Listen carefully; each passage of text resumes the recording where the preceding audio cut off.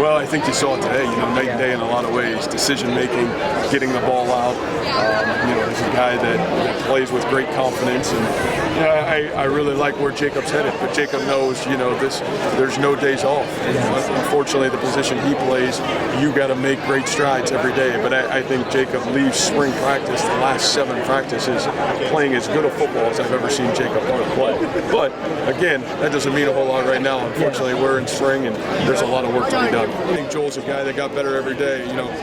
I told one of my trusty friends a couple of months ago that this guy had a chance to be pretty special. And so the reality of it is, the guy's a great athlete, and I wouldn't have never put Joel in a position to fail. Joel's a guy that has elite athletic ability, especially for big, skilled players.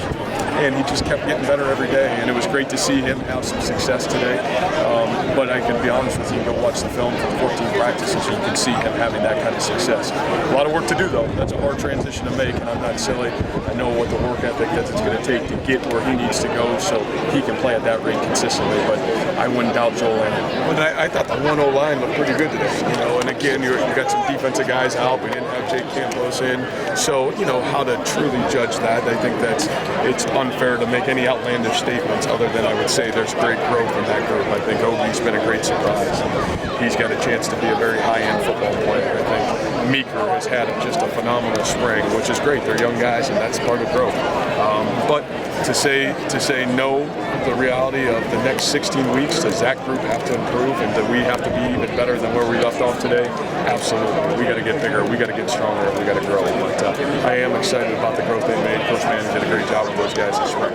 I think we all see the potential, and we all see the ability. And if you watch practice, I think you see what you see with young players. You see really good days and some days that aren't so good. And the reality for us is the next 16 weeks, we got to take those inconsistencies out of their game, and we got to be able to project them to where they need to be. But it's great to have Vernell Trank. It's great to be able to get back J.D. Wagner.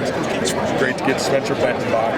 All 3 of those guys have kind of been dinged up and obviously been out. It'd be great to get Matt Leo, ready to rock and roll. Ray, Camilo, some of those guys to add some depth to the youth.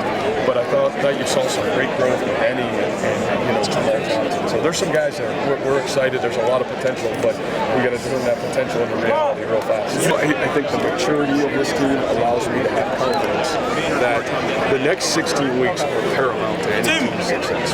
And the reality of that is because the coaches can't have that stranglehold on them day in and day out. So you better have a mature team. You got to have leadership, and you got to have guys that are willing to lead the way when nobody's watching.